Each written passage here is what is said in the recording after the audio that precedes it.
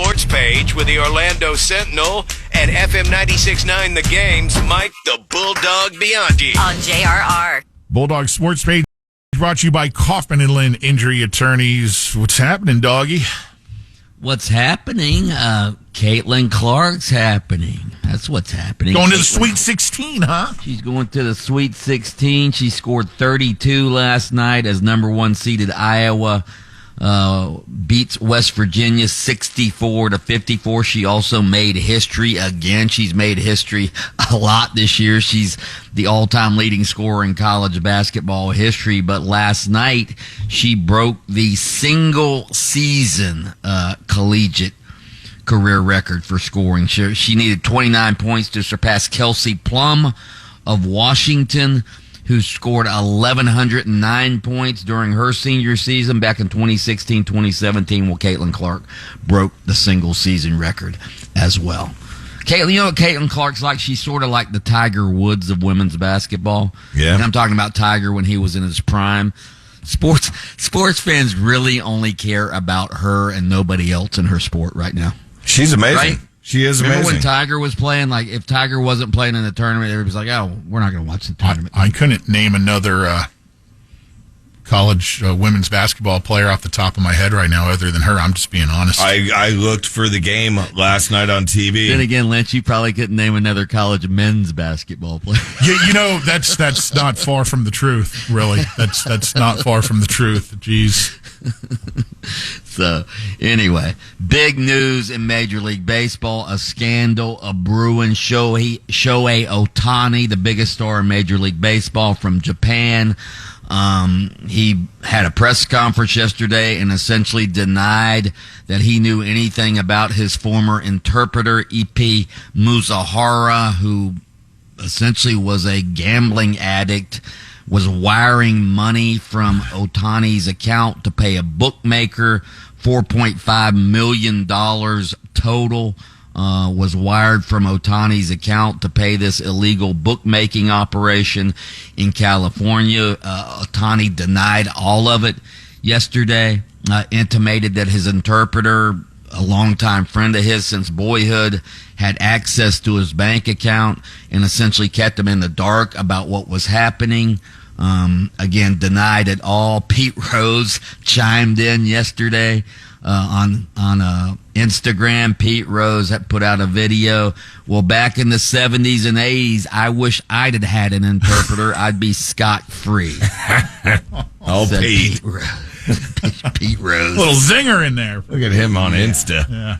I mean, to me, this is an example of athletes having way too much money. How do you not know somebody's like stealing $4.5 million from your bank account? It's like that. It's like that scene in Caddyshack with Chevy Chase. Oh, there's an uncashed check for $10,000. Have it.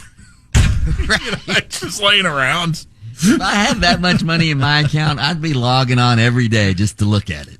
Just to see how much is right. Counting the zeros. Dude, when you sign a deal for, $900 million or whatever he did, you don't even, you're not even fazed by it. I'd still be looking at my account every day. You'd be rolling in it. You would, wouldn't you? What happened to this $4.5 million that's missing? So, other betting scandals in sports. The Toronto Raptors, they have a forward, Jonte Porter, who's under investigation by the NBA for multiple betting irregularities in games he played in. So there's at issue are a couple of prop bets involving Porter from games back in January and March, where essentially a bunch of people were betting the under. All right, which is he wouldn't score 5.5 points or pull down 4.5 rebounds in those games where there was this irregular betting.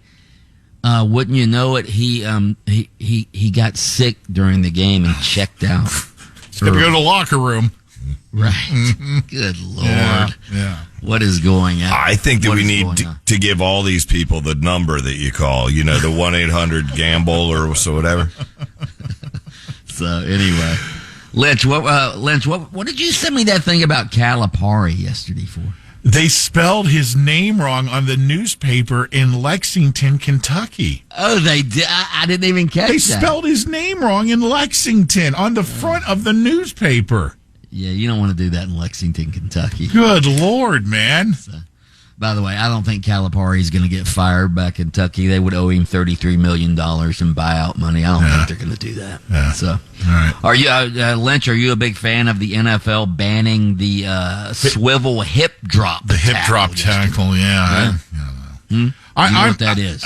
Yes, I do. I'm a big fan of the standard wrap 'em up, pull 'em in, and plant 'em tackle, which I don't even know if that's legal anymore. I guess it is as long as you don't put your full body weight on top of them. Isn't that what you did to Jack Nicklaus's son? Yes. More or less, yeah. Right in front of Jack. Right next to the bench. on the clay part of the football field, because part of our football field had the baseball field on it. Planted him right on the clay near second base.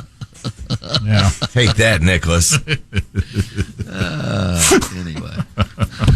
All right, doggy. You'll find Mike the Bulldog Bianchi over on AM 740 and FM 96.9 The Game hosting Open Mic, and then he joins us here, of course, for the sports page each morning on JRR. It's all brought to you by Kaufman and Lind Entry Attorneys. Listen to Under Oath with attorney Jeff Kaufman every Saturday morning, 7:30 a.m., FM 96.9 The Game. Catch extended versions of Under Oath by searching for Under Oath with Jeff Kaufman on your favorite streaming platform. Lynch and Taco